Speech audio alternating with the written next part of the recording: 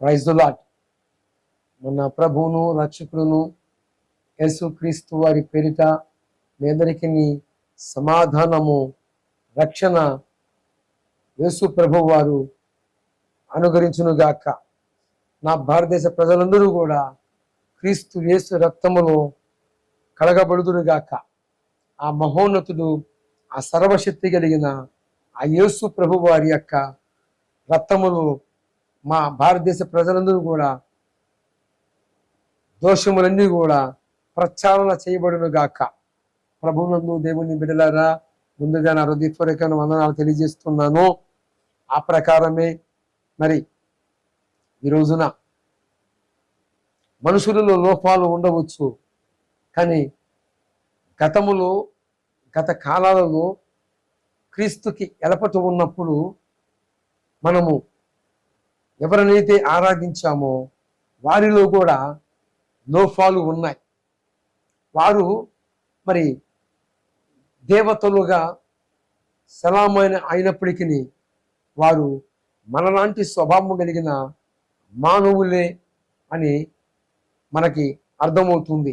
ఎప్పుడు అంటే క్రీస్తు యేసు రక్తములో కడగబడినాక మన మనోనేత్రాలు అనేవి వెలిగించబడిన తర్వాత మనకి వాస్తవం ఏంటో అర్థమైంది. అలాగనే ఈనాడు మనము చూసినట్లయితే మరి దేవదూతల్లో లోపాలు ఎలాగా ఉన్నాయి, వారు పరిశుద్ధులే కదా, ఉండకూడదు కదా అని నీవు నేను అనుకుంటున్నాం. కానీ వారు భగవంతుడు వారు కారు, కానీ భగవంతుని చేత సృష్టిగా చెయ్యబడిన వారు. అందరూ అనుకున్నట్లుగా వారు బలహీనులే. ఉదాహరణకి మానవుడి కంటే మనం ఎవరినైతే గత కాలాలలో పూజించామో వారితో పోల్చుకుంటే మనం బెస్ట్, మనం చాలా నయమని చెప్పుకోవచ్చు. ఎందుకంటే వారు మనకంటే చాలా బలహీనులు, మనకంటే వాళ్ళు చాలా బలహీనులు. ఎందుకు ఎలా చెబుతావు అన్నయ్య, ఎలాగ చెప్పగలుగుతావు అని అడిగారా? బైబిల్ గ్రంథములో మనకి చక్కనైన సాక్ష్యం ఇవ్వబడుతుంది. బైబిల్ గ్రంథములో మనుషులు ఉన్నారు, మరి బైబిల్ గ్రంథములో దేవదూతలు ఉన్నారు. దేవదూతల యొక్క స్టోరీ కూడా పరిశుద్ధ గ్రంథమైన బైబిల్లోనే మనకి దొరుకుతుంది. అయితే ఈనాడు నా భారతదేశ ప్రజలారా, వారితో పోల్చుకుంటే మనమే బలవంతులమి. మనమే వారితో పోల్చుకుంటే బలహీనులమి కాదు. ఎందుకంటే మన యొక్క నిర్మాణము, మనము చేయబడిన రీతి, కరుణాకర సుగుణ, బోకర లలిత కుమారు, రాధా మనోహర్ దాసు, మరి ఇంకా చాలామంది, చిన్నజీరి స్వామి కావచ్చు, ఇంకా చాలామంది అనుకుంటుంది ఏంటంటే దేవదూతలుగా ఉన్నారు, మనమే బలహీనులని అని వీరు భ్రమలో బ్రతుకుతూ భ్రమకి లోనైపోయి నిజమైన దేవుణ్ణి వెరగక నిజమైన సృష్టికర్తకి ఆరాధన చేయలేకపోతూ ఉన్నారు. ఏమండి, మనము గత కాలంలో మనము పూజించిన వాళ్ళందరూ కూడా బలవంతులు కాదు, బలహీనులే. మనము ఏదన్నా మనలో లోపాలు ఉన్నాయి అంటే మనము జన్మత మరి పాప స్వభావంలో నుండి వచ్చిన వారిని కాబట్టి మనలో పాపం అనేది సంక్రమించిందంటే అది న్యాయమే. ఎందుకంటే మనకి ఏది తెలియదు. బాల్య దినాలలో నుండే మనము పాప స్వభావములో నుండి వచ్చిన వారిని. అయితే ఇక్కడ మానవుని కంటే ముందల భగవంతుడు దూతల సమూహాన్ని నిర్మించాడు. అందరూ అనుకుంటున్నారు ఈ దేవతలు అంటే సృష్టికర్తని విడిచిపెట్టి ఈ సృష్టికి సాగిల్ల పడుతూ ఉన్నారే, ఈ దేవదూతలే భగవంతుడు, వాళ్ళు ఒక్కొక్క అవతారం ఎత్తారు అని ఈ భ్రమలో బ్రతుకుతున్న ఈ మూర్ఖ శిఖామణులు చాలా మంది ఉన్నారు.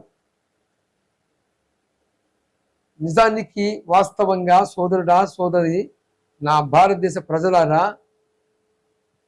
మీరు పూజించే వాళ్ళ కంటే మీరే శ్రేష్ఠులు. మీరే భగవంతుడు ఆ యొక్క దూతల కంటే భగవంతుని చేత మీకు మరి ఆయన యొక్క స్వరూపమందు ఆయన యొక్క పోలికలో మనల్ని నిర్మించాడు భగవంతుడు. దూతలకి స్వరూపము లేదు, వారికి కొన్ని శక్తులని ఇచ్చాడు. అయితే వారికి మనలాంటి ఇలాంటి దేహం ఏమీ లేదు. ఏదో ఈ మూవీస్ సినిమాలు చూసి ఇలాగ ఉంటారేమో అలాగ ఉంటారేమో అని చెప్పి భ్రమలో బ్రతుకుతూ ఉన్నారు. యెషయా గ్రంథము 6వ అధ్యాయములో ఒక్కొక్క దేవదూతకి 6 రెక్కలు ఉంటాయట. ఏమండి, ఆ రెక్కలతో వారి యొక్క నేత్రములు మూసుకొని ఆ యొక్క భగవంతుణ్ణి పరిశుద్ధుడు పరిశుద్ధుడు అని గాన ప్రతిగానాల చేత ఆయనని మహిమ చెల్లిస్తూ ఉంటారట. ఇది నిజమైన రహస్యం, ఇది నిజమైన పరిశుద్ధ గ్రంథము మనకిచ్చిన సాక్ష్యం. ఈరోజు మనుషుల్లో లోపాలు చూసి రకరకాలుగా ఏదో విచిత్రంగా వాటిని వర్ణిస్తూ ఉంటారు. అయితే ఇక్కడ పేతురు రాసిన 2వ పత్రిక 2వ అధ్యాయము 4వ వచనములో దేవుడట దేవతలు పాపము చేసినప్పుడు వారిని విడిచిపెట్టక బిలాములోకి పాతాళములోకి నెట్టివేశాడట. ఇక్కడ ఒక బ్యాచి ఉంది, దేవతలు పాపం చేశారట. ఏం పాపం చేశారు?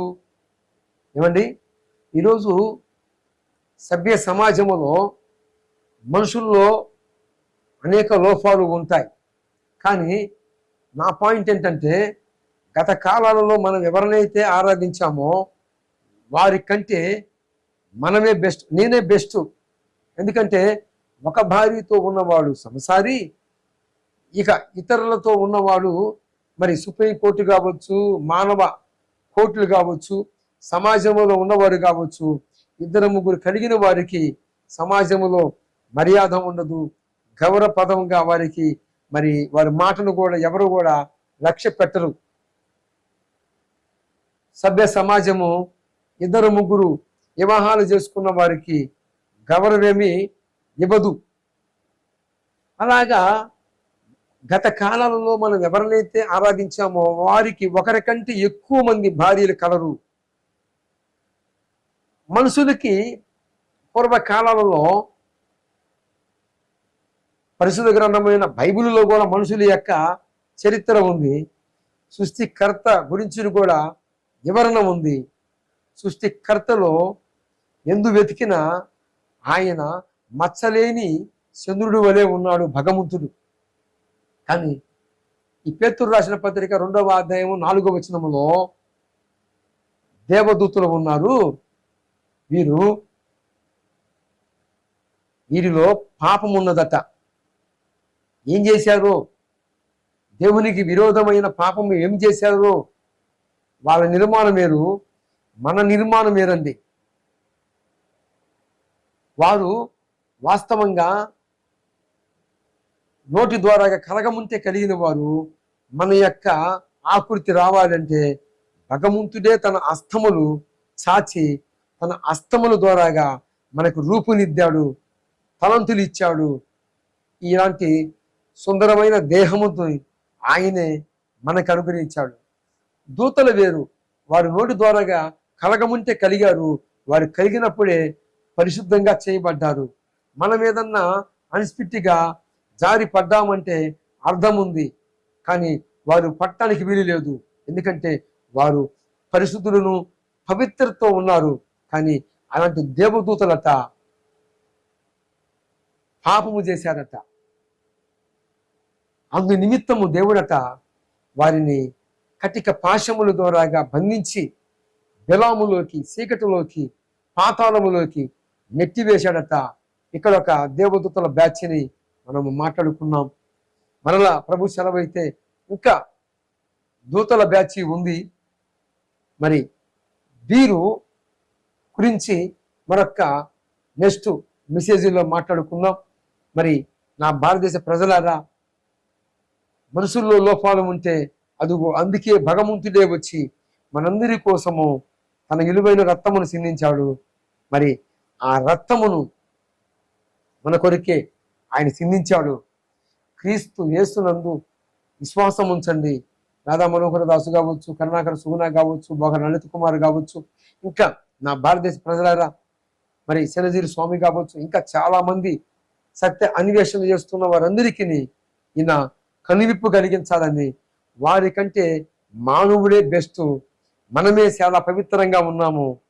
మరి ఒకరికంటే ఎక్కువ భార్యలు కలిగిన వారు మానవులతోనే పోల్చబడ్డారు కనుక మరి వారి దగ్గరికి వెళితే మోక్షమేమి లభించదు, కానీ వారి మీద ఉన్న పాపమే మీలో కూడా సంక్రమించింది. కనుక ఇకనైనా మారండి.